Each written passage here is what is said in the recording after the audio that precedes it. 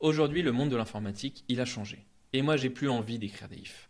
Et je vais vous montrer comment, grâce au polymorphisme, on peut faire du code sans if, propre et modulaire. C'est parti.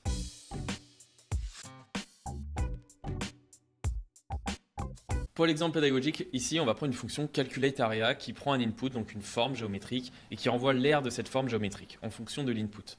On va pas se mentir, on va arrêter de se mentir tout de suite. On a tous déjà codé des fonctions comme ça, qui enchaînent les ifs, qui prennent un input et qui renvoient quelque chose en fonction de l'input, tout simplement. Donc ça, une fonction comme ça marche. C'est très beau, c'est très efficace et ça fonctionne. Voilà, fin de la vidéo, c'est du clean code. Bon courage, merci à vous, au revoir, abonnez-vous.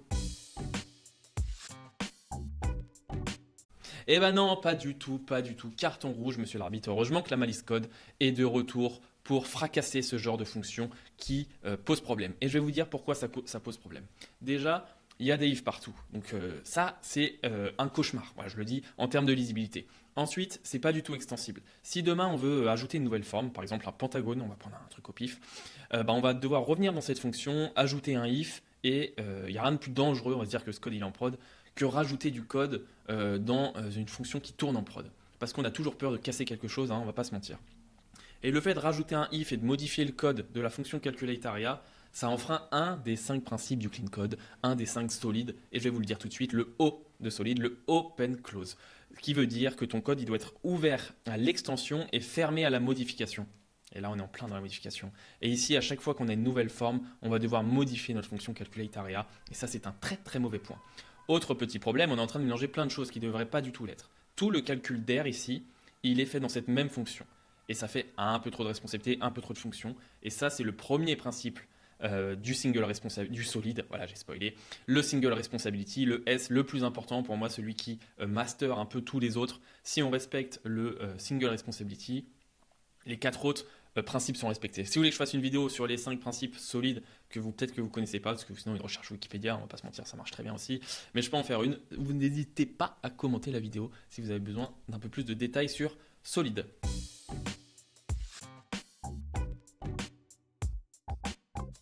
Alors comment on va faire pour rendre tout ça beaucoup mieux, beaucoup plus clean code, beaucoup plus la malice code, j'ai envie de le dire. Et c'est là qu'on va faire entrer notre meilleur attaquant, notre meilleur joueur, le polymorphisme tout simplement qui rentre en jeu. Et pour ça, on va écrire une classe shape, tout simplement, qui hérite de ABC, donc c'est une classe abstraite qui a une méthode calculateArea. Et là, pour chacune de nos formes géométriques qu'on avait avant, on va créer une sous-classe qui va hériter de shape, et du coup qui va juste avoir la méthode calculateArea qui est adéquate à sa propre classe. C'est-à-dire qu'un cercle, c'est pi fois r au carré, un rectangle, c'est longueur fois largeur. Et du coup, juste avec ce code-là, ce contrat de base, etc., de shape, on a une fonction calculateArea qui est d'une simplicité légendaire. On n'a plus aucun if. En fait, là, ce qu'on vient de faire, c'est qu'on vient de décaler la responsabilité. Et rien qu'en faisant ça, on simplifie notre code. Je vous explique. calculateArea, avant, elle prenait un input, et en fonction de cet input, elle calculait elle-même l'aire de la forme géométrique. Aujourd'hui, elle prend une shape, donc n'importe quel objet, n'importe quelle classe qui respecte le contrat de shape, notre classe abstraite, c'est-à-dire avoir juste une méthode calculateArea, et cette fonction devient un passe-plat de écoute, cette shape, elle va renvoyer son calcul d'air, tout simplement. Donc là, il n'y a plus aucun if. La responsabilité de calculer l'air, elle est propre à chaque classe, chaque forme géométrique. Et c'est là qu'on n'a plus aucun if et qu'on a simplifié notre code.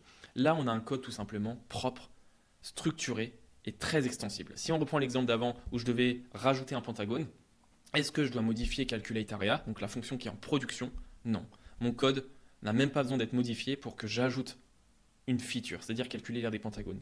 Pour calculer l'aire des pentagones, qu'est-ce que j'ai à faire? Faire une classe pentagone qui hérite de shape et qui a une méthode calculateArea, et je ne sais pas combien c'est. Certainement pour calculer un pentagone, c'est 8 fois 3 plus 21 sur longueur, j'en sais rien. Mais voilà, le développeur qui me remplacera ou qui arrive sur ce bout de code sait que en ajoutant la classe pentagone, il ne va pas introduire de bugs sur les triangles, les rectangles, donc il va beaucoup moins transpirer sur de la modif et de l'ajout de features en prod. Et ça, c'est un très très bon signe de clean code. Donc voilà, le polymorphisme est tout simplement la clé pour rendre ton code propre, maintenable et extensible. On évite les ifs, on respecte les principes single responsibility, open close pour ajouter des features sans modifier du code existant en prod. Ça fait très très plaisir quand même.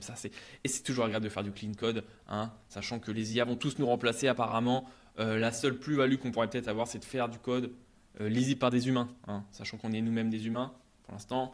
Voilà. Si tu as aimé cette vidéo, n'hésite pas à poser un commentaire, un petit like, à t'abonner, tu connais la chanson.